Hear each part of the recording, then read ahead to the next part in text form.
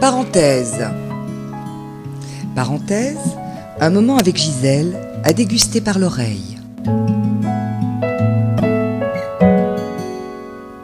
Notre vocabulaire porte, vous le savez, des traces d'une histoire millénaire que nous avons un peu oubliée.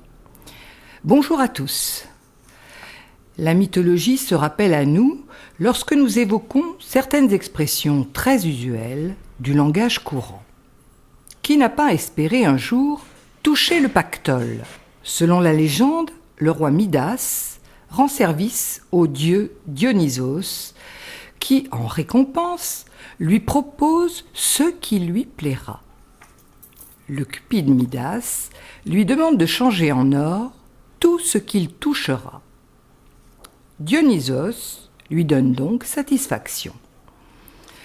C'est alors que commence le calvaire de Midas. Si les pierres se transforment en lingots, le pain, l'eau et le reste aussi. Affamé, assoiffé, Midas implore Dionysos de le débarrasser de ce sortilège. Pour ce faire, il doit se laver les mains dans un fleuve voisin. Et cela le délivre, en effet, de ce sort maudit. Désormais, c'est cette rivière qui charrie des paillettes d'or, et elle s'appelle, dans la mythologie grecque, Pactole. Voilà pourquoi ce nom est aujourd'hui synonyme d'abondance. Face à un danger imminent, comme une avalanche, un séisme, on peut être tellement stupéfait qu'on ne parvient même plus à bouger. On est littéralement paralysé, médusé. Ce terme est né de la gorgone méduse, une créature fantastique au corps de femme et à la chevelure de serpent, à la fois terrifiante et séductrice. Ce monstre pouvait d'un seul regard transformer ses victimes en statues de pierre. C'est le héros Persée qui parvint à la décapiter en prenant soin de ne jamais croiser son regard. Parfois, on peut rencontrer des personnes très contentes d'elles-mêmes. On dira alors avec ironie qu'elles se croient sorties de la cuisse de Jupiter. Tout commence par une histoire d'amour pourtant.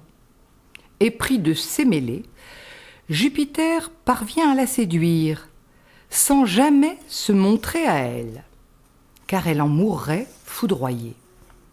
Sémélé est bientôt enceinte, et cela rend folle de rage l'épouse de Jupiter, qui sous les traits d'une servante suggère à sa rivale d'obliger son amant à se dévoiler. Ce faisant, le dieu lui apparaît armé de ses éclairs dont les éclats tuent la simple mortelle. Jupiter a juste le temps d'extraire le fœtus et de le mettre dans sa cuisse. C'est ainsi que Bacchus naît 3 mois plus tard. De quoi se prendre pour un être d'exception, non ?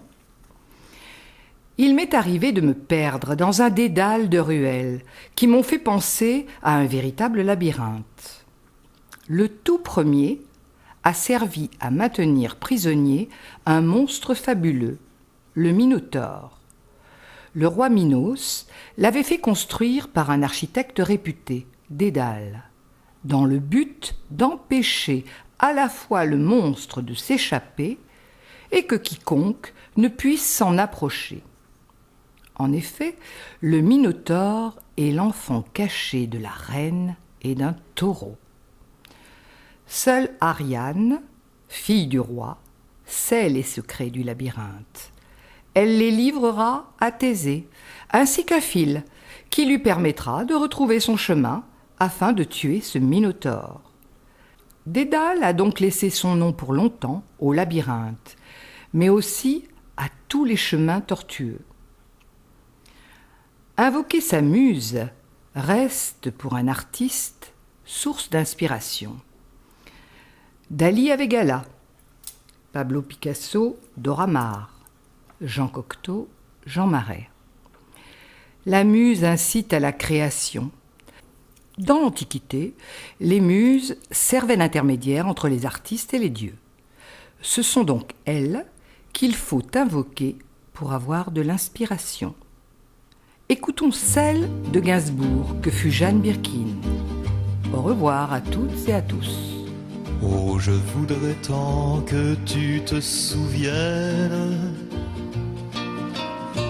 Cette chanson était la tienne. C'était ta préférée, je crois. Quelle est de Prévert, Cosma en auront fini de mourir.